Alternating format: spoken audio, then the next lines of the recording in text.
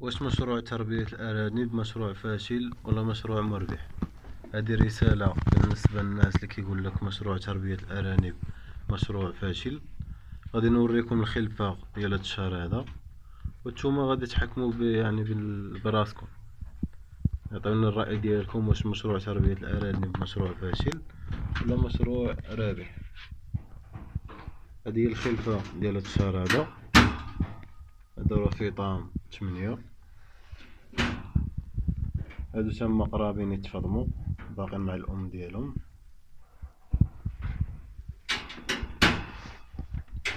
هادو 5 مازال مع الأم ديالهم، وهما كيعلفوا في نفس الوقت كيرضعوا مع الأم ديالهم.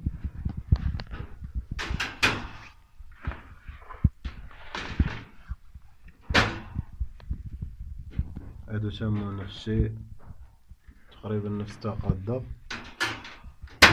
بابيون رضار تبارك الله. هادو حلينا عليهم باش يخرجوا مع الأم ديالهم في 20 يوم ولا 21 يوم. كتحل لبيت الولادة، ما كتبقاش متبع الرضاعة الحبيسة، كتخليهم ياكلوا العلف وفي نفس الوقت كيرضعوا. واخا كيبرطوا الأم شوية، يعني مع الوقت كدي عليهم، كتولي تدرج ليهم هنايا في الولادة، ولا هما كيدخلوا وهي كتخرج.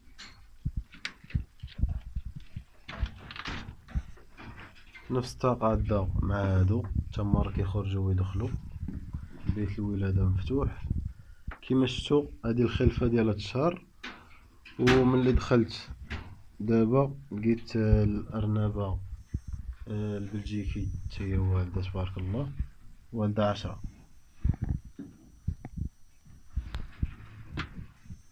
غير باش نوصل لكم واحد الفكرة ديال النجاح ولا الفشل، كينباني على المربي يعني الطريقة كيفاش كيتعامل مع القطيع، واش كيعطيهم وقت، واش كيعطيهم عناية، واش غادي بالنظام ديال تربية الأرانب على الحق وطريقه، من العلف في الوقت، من الرعاية، يعني يشوفهم واش مرض ولا لا.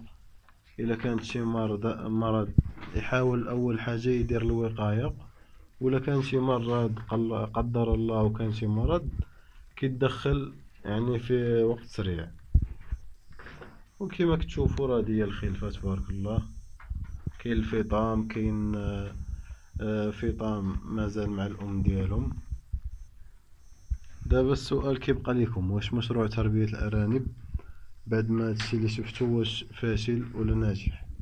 يعني ملي غادي توجد بحال هاد السلعة تبارك الله، راه من السلالة ديال البابيون العملاق تبارك الله، الودنين قديش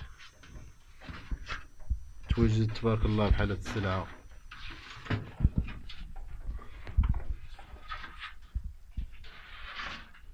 توجد الكليان تبارك الله، واش بغيت تبيعها واش ما غتباعش، راه مستحيل. انا هادشي راه احسن ما كاين تبارك الله. غادي نوريكم الاب ديالهم من سلالة البابيون العملاق. انك تحاول توجد احسن ما كاين، وملي كطرحها في السوق راه غادي يكون على الطلب. كاين اللي غايقول لك المشكلة في التسويق. حنا دابا غداوي على دابا، ملي غادي يكون عندك سلعة بحال هادي مثلا ولا احسن، راه ما غتلقاش المشكلة في البيع. المشكلة هي الا كان عندك شي سلعة اللي هي عيانة. ودابا كيبقى الحكم ديالكم. انا وريتكم السلعة، وريتكم كاين الانتاج وكاينه الكاليتي، يعني الانتاج والجودة. وكيبقى المربي هو يعني داكشي بيد الله وبيد المربي. توكل على الله، يوجد احسن ما كاين، يعتني بهم، تيوصلهم الكليان يعني باحسن جودة. وديك الساعة يعني غادي يكون ربح، ملي غيبيع راه غادي يكون ربح. يعني هذه كانت رسالة للناس اللي كيقول لك مشروع فاشل. مشروع فاشل الا كان كسل، يعني ربيتي الارانب وما عطيتيهم حتى حد الرعاية على الحق وطريقة، من علف في الوقت، من يعني رعاية، تدخل يعني في الوقت المناسب. الا كان شي مرض ولا كان شي حاجة، هنا فين كيكون الفشل في التسويق مثلا. يعني الا كنتي مربح هاد السلالة اللي هي عيانة، راه ما غتلقى مشكلة كبيرة في التسويق. اما الا ربيتي شي سلالة بحال هادي ولا احسن منا، راه ان شاء الله ما غيكونش مشكلة في التسويق في الجروبات الواتساب، جروبات الفيسبوك. تقدر دير قناة في الفيسبوك في الواتساب. يعني تاخد بالاسباب ديال النجاح وكتوكل على الله، والله راه ما غيخيبكش. يعني هذا كان فيديو قصير على الخلفة ديال هاد الشهر.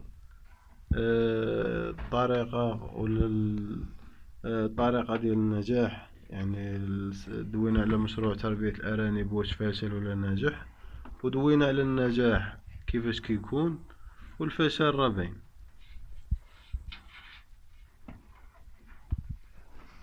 هذا تبارك الله راه فيطان، ما بقى ليهم والو يوجدوا.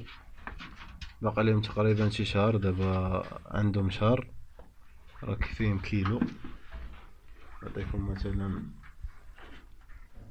مثال.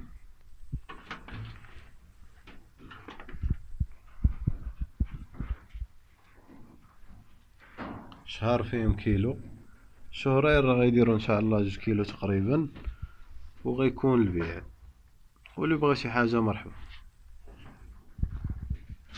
سلالات ممتازه كما وريتكم الاب ديالهم. يعني غيجيو سلالات زوينه، لا في الشكل، لا في الولاد ديالهم، لا في الاوزان. يعني يكونوا سلالات زوينين ان شاء الله. تانا راه غادي ناخذ منهم شي يعني سلالات، سوا من هادو ولا هادو، بحال.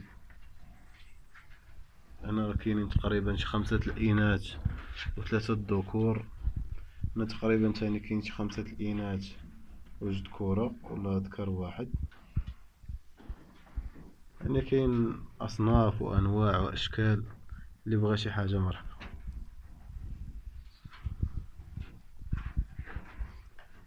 وبالنسبه للضوج، عندها 10 الوليدات، اغلبيه الضوج والسيامي. كاين نيوزيلندي،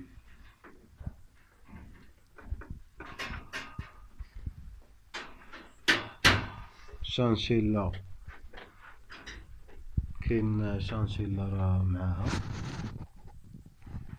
كاين سيامي، كاين البافيون، كاين البلجيكي. بافيون اسود ومصري، اللهم بارك. البلجيكي راه ولدت غير دابا. هنا كاين بافيون نيوزيلندي ريكس، اللهم بارك. كان هذا هو الفيديو ديال اليوم. يعني جاوبتكم على مشروع تربية الأرانب، واش مشروع فاشل ولا مربح. قلنا الفشل والنجاح كيكون على حساب المربي. وخير مثال أي مشروع يعني جيتي كتلقى كاين ناس فشلوا فيه وناس نجحوا فيه. يعني المشروع راه كيبقى ثابت، النجاح يعني في المشروع ثابت.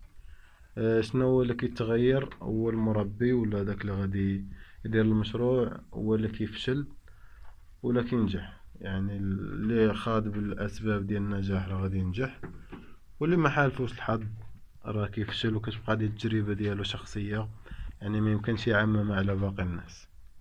كان هذا هو الفيديو ديال اليوم. تلاقاو في فيديو جديد ان شاء الله، والله يعاونكم.